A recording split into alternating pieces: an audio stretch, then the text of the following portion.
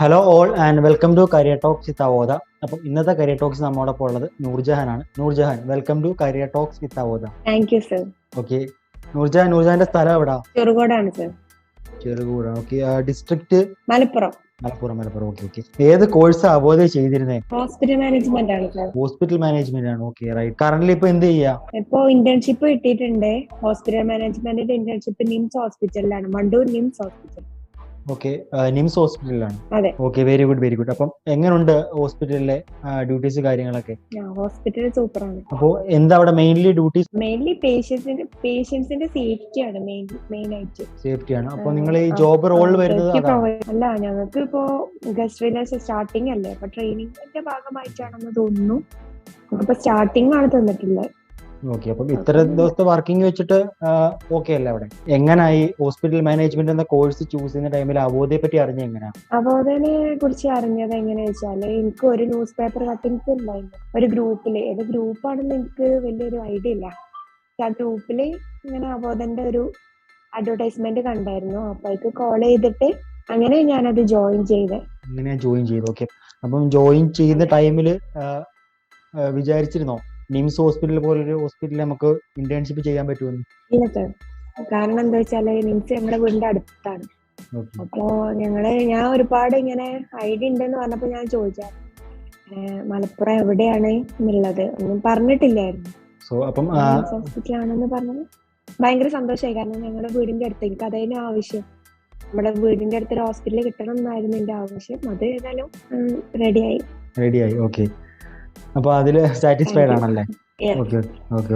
അവോധയിലെ class ഒക്കെ എങ്ങനെ ഉണ്ടായിരുന്നു ഹോസ്പിറ്റൽ മാനേജ്മെന്റിന്റെ? ക്ലാസ് ഒക്കെ അടിപൊളി ക്ലാസ് ആയിരുന്നു. നല്ലോണം മനസ്സിലാക്കി തരുന്നുണ്ട്. നല്ല ക്ലാസ് ആയിരുന്നു. പിന്നെ എനിക്ക് ഇവിടെ പറയാനൊരു കാരണം, ക്ലാസ് എനിക്ക് ഇടയ്ക്കൊന്ന് മിസ് ആയിട്ടുണ്ടായിരുന്നു.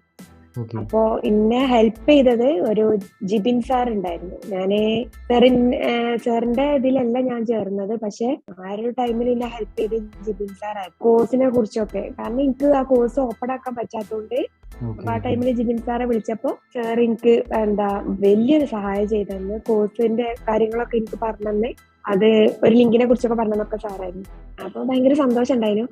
സാറിന് കുറെ ഹെൽപ്പ് ചെയ്തിക്കണേ ജിബിൻ സാറ്. അപ്പൊ എനിക്ക് ഒരു ഇതിൽ പറയണം നല്ല ആഗ്രഹം ഉണ്ടായിരുന്നു. ഓക്കെ. അപ്പം വെരി ഗുഡ്. ഡൗട്ട് കാര്യങ്ങളൊക്കെ വരാറുണ്ടായിരുന്നു കോഴ്സ് അറ്റൻഡ് ചെയ്യുന്ന ടൈമിൽ? ചെറിയ ഡൗട്ടും കാര്യങ്ങളൊക്കെ വരാറുണ്ടായിരുന്നു. അപ്പൊ അങ്ങനെ ഡൗട്ടിന്റെ ഇതൊക്കെ നമുക്കൊരു സെക്ഷൻ ഉണ്ടാവുമല്ലോ, ക്ലാസിന്റെ ഒരു ലൈവ് സെക്ഷൻ ഉണ്ടായിരുന്നു.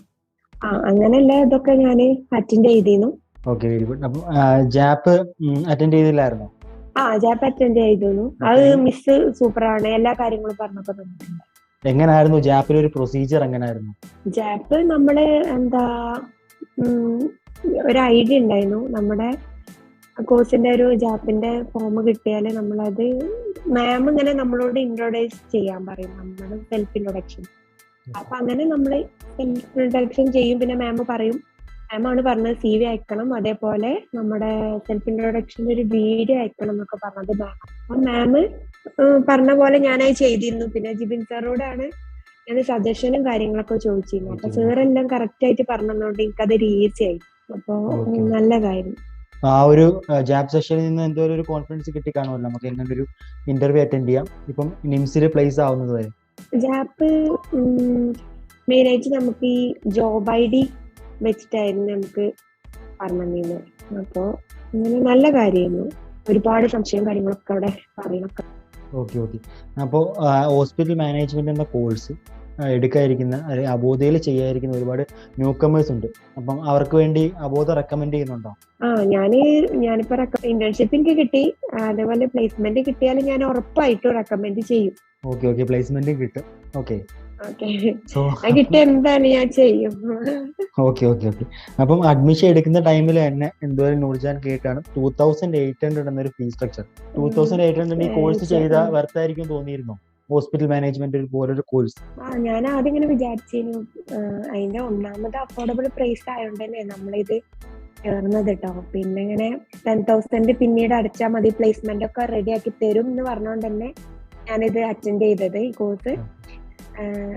അപ്പൊ ഭയങ്കര സന്തോഷമായിരുന്നു. കാരണം പ്ലേസ്മെന്റ് ആക്കി തരും, ഇന്റേൺഷിപ്പ് ആക്കി തരും എന്നൊക്കെ അവധ പറഞ്ഞുകൊണ്ട് മാത്രമാണ് ഞാൻ ചേർന്നത്. അപ്പൊ ഇനി പ്ലേസ്മെന്റ് കിട്ടിയാൽ ഞാൻ ഹാപ്പിയാണ്. ഓക്കെ, ഇപ്പൊ ഇന്റേൺഷിപ്പിലാണ്. സോ ഓഫ് കോഴ്സ് പ്ലേസ്മെന്റും കിട്ടും. ഓക്കെ, സോ അതിൽ ഡൗട്ട്സ് കാര്യങ്ങളൊന്നും വേണ്ട. ലൈഫ് ടൈം പ്ലേസ്മെന്റ് അസിസ്റ്റൻസ് ആണ് അവോധ പ്രൊവൈഡ് ചെയ്യുന്നത്. ഓക്കെ, അങ്ങനെ ഒരു സാഹചര്യത്തിൽ ഏറ്റവും നല്ലൊരു പ്ലാറ്റ്ഫോം ആണെന്ന് എനിക്ക് തോന്നിയിട്ടുണ്ട്.